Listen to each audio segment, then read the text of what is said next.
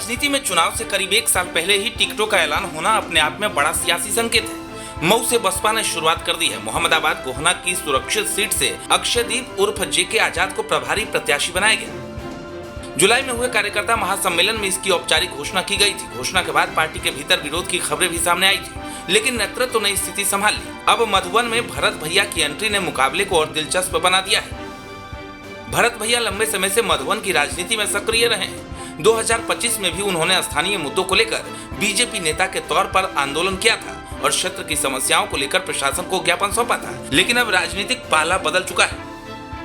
BJP से इस्तीफा, बसपा में एंट्री और फिर मधुबन से टिकट, यानी भरत भैया सिर्फ पार्टी नहीं बदल रहे बल्कि उसी इलाके में बीजेपी के खिलाफ मैदान में उतर रहे हैं, जहां पहले वे बीजेपी के लिए सियासी चेहरा रहे हैं। यही वजह है कि मधुबन का मुकाबला अब सिर्फ बीजेपी बनाम बसपा नहीं रहे। ये सवाल भी रहेगा कि भरत भैया अपने साथ बीजेपी का कितना राजनीतिक आधार लेकर बसपा में पहुंचे। बसपा के लिए ये सिर्फ एक टिकट का ऐलान नहीं है। मायावती की पार्टी लंबे वक्त से यूपी की राजनीति में अपने पुराने प्रभाव को वापस पाने की कोशिश कर रही है। ऐसे में चुनाव से पहले स्थानीय स्तर पर मजबूत चेहरों को साधना पार्टी की रणनीति का अहम हिस्सा माना जा सकता है। मऊ में 2 सीटों पर चेहरे घोषित करके बसपा ने एक संदेश दिया है। वो चुनावी तैयारियों में पीछे नहीं रहना चाहती, लेकिन असली परीक्षा टिकट देने के बाद शुरू होगी। क्या पार्टी इन चेहरों के जरिए अपना संगठन बूथ तक मजबूत कर पाएगी? क्या स्थानीय समीकरण उसके पक्ष में आएंगे? और सबसे बड़ा सवाल, क्या बीजेपी विरोधी वोटों में बसपा अपनी जगह बना पाएगी? अब जरा मऊ से सीधे थोड़ी देर के लिए रुख करते हैं अयोध्या का।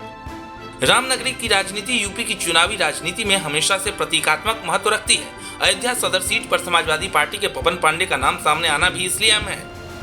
पवन पांडे और बीजेपी के बीच मुकाबला नया नहीं है। 2022 में भी अयोध्या सीट पर पवन पांडे सपा के उम्मीदवार थे और बीजेपी के वेद प्रकाश गुप्ता ने जीत दर्ज की थी। उस चुनाव में अयोध्या सीट पर मुकाबला प्रदेश की सबसे चर्चित लड़ाइयों में रहा था और यहीं से कहानी निकलती है मऊ में बसपा का दांव। अयोध्या में सपा की तैयारी, क्या यूपी की विपक्षी राजनीति में दोनों पार्टियां अलग अलग मोर्चों पर अपनी जमीन मजबूत करने में जुटी है, या फिर ये आने वाले चुनाव में वोटों के बंटवारे की नई कहानी लिखने वाली है? क्योंकि यूपी में मुकाबला सिर्फ बीजेपी बनाम विपक्ष नहीं होता। मुकाबला इस बात का भी होता है कि कौन किस पार्टी, किस सामाजिक समूह को अपने साथ जोड़ पाती है। सपा अपने पीडीए के सामाजिक समीकरण को विस्तार देने की कोशिश में है, वही बसपा का फोकस अपने दलित आधार के साथ अलग अलग सामाजिक समूहों और स्थानीय प्रभावशाली चेहरों को जोड़ने पर हो सकता है। हालिया राजनीतिक विश्लेषणों में सपा की रणनीति में ब्राह्मणों को भी ज्यादा राजनीतिक जगह देने की कोशिश का जिक्र किया गया है। पवन पांडे का नाम इसी व्यापक सोशल इंजीनियरिंग के संदर्भ में देखा जा रहा है।